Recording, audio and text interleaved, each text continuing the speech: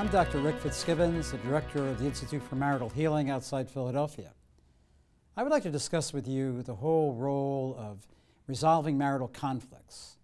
The Sacrament of Marriage is a great gift that God gives to men and women, and this gift is meant to be a lifelong gift of love, a flow of love between a husband and wife that results in children, in great grace and great blessings. Over the past 35 years, I've had the privilege of working with several thousand couples in various degrees of stress and conflict in their lives. And I want to tell you this, I believe this completely, that marital conflicts can be resolved. But what's very important in terms of approaching marital conflicts is realizing that the marriage is not the husband's marriage. The marriage is not the wife's marriage. The marriage is God's marriage. That is, that fundamentally it is God's love that supports the sacrament of marriage. So when you have difficulties, you can rely on Him. You can turn to Him. He's the physician, the divine physician that is with you to help you work through areas of marital conflicts and stresses. Unfortunately, what's happened in this culture over the past 30 or 40 years is that excessive selfishness has taken a very high toll in the sacrament of marriage. That husbands and wives have given into this and have thought too often about themselves and not about the great vocation of marriage, not about the traditional Catholic view of marriage, that it's about sacrificial giving to your husband or your wife. It's about mutual love. It's about supporting your husband or your wife. It's not about being independent and doing your own thing, and it's about having children and having more than 2 children. Having the great Catholic patrimony was 4 to 5 children at least, being generous. And too often Catholic couples have given into the selfishness, and because they've given into the selfishness, which is one of the major conflicts that cause difficulty in married life, that in marriages then become places where there can be too much stress and too much irritability. You see, because selfishness turns us in. Marriage is about going out, about giving yourself completely. And in giving yourself completely to your spouse, you find happiness, you find fulfillment. Fulfillment and happiness are not found in being selfish, not found in just looking out for yourself and your own pleasures. Happiness is about enduring giving, about enduring love between a husband and wife, and having children and celebrating those children that God has given to you. So again, selfishness is one of the first conflicts that causes difficulties in marriage.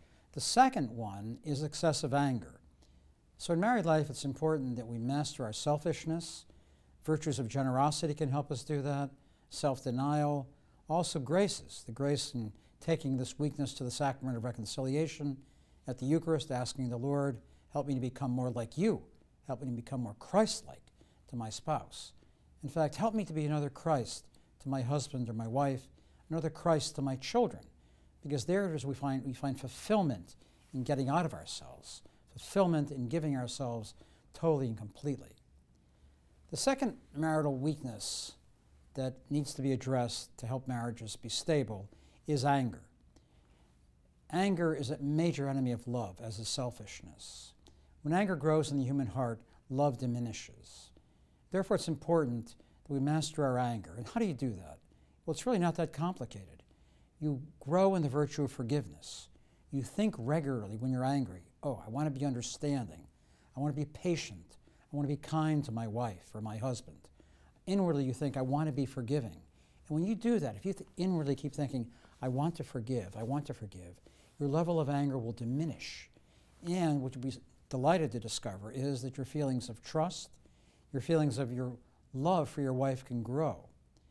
Now, a problem here is that many of us bring into our marriages anger that we're not even aware of. We bring into our marriages anger that is unresolved from hurts with a father or with a mother. Unconsciously, that anger can be misdirected at a husband or a wife.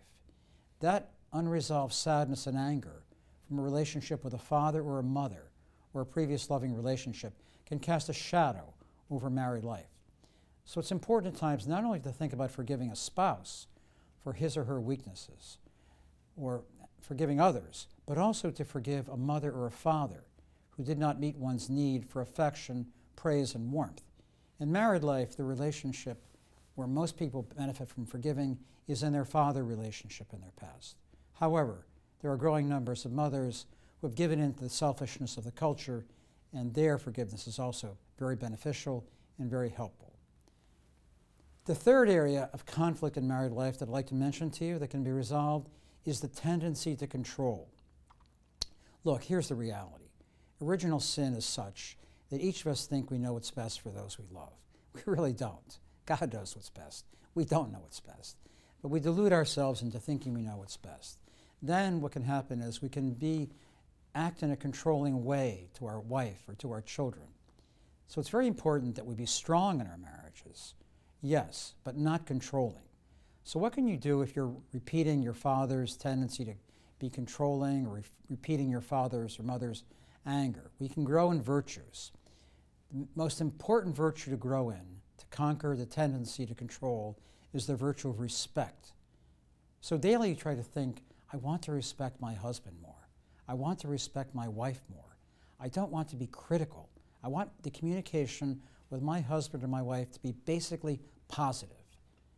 The major student of marital communication, John Gottman, tells us in a study of several thousand couples that if you want a healthy, loving marital relationship, offer 5 positive comments for each negative comment. Sound impossible? Well, it is possible. We need to work at it. We need to work at it, commit ourselves to be respectful, to be giving, to be cheerful. A cheerful giver is very important in married life. The scriptures say the Lord loves a cheerful giver. So as husbands and wives, we want to be cheerful. We want to fight selfishness by growing in generosity. We want to fight anger by growing in forgiveness. And we want to fight the tendency to control other people by growing in the virtue of respect.